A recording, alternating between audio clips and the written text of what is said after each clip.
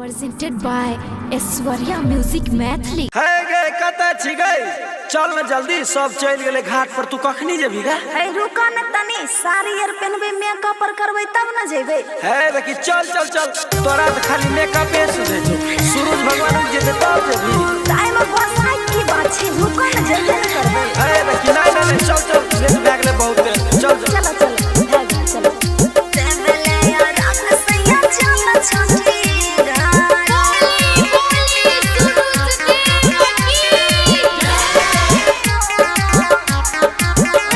के धनी अब भेल जाय छे भर गे कखनी करबी पानी में तो काला जड़ गे अरे बोल ना कखनी करबी टाइम बसाई की बात छै चलने के धनी अब भेल जाय छे भर गे कखनी करबी पानी में तो काला जड़ गे दहुरा उठाबे जल्दी हमरा माथे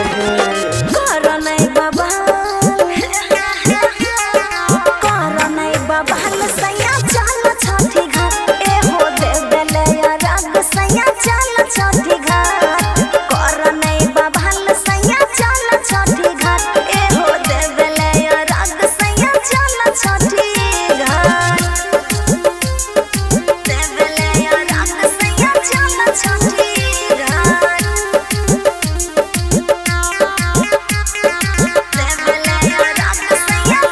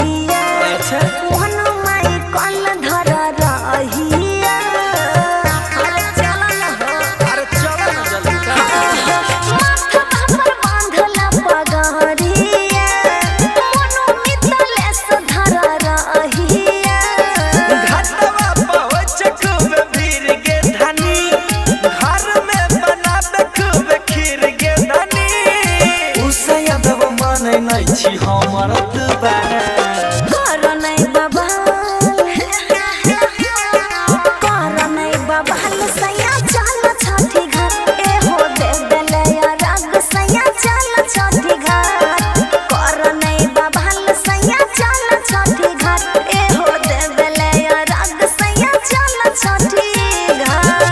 डिजिटल रिकॉर्डिंग स्टूडियो समस्तीपुर।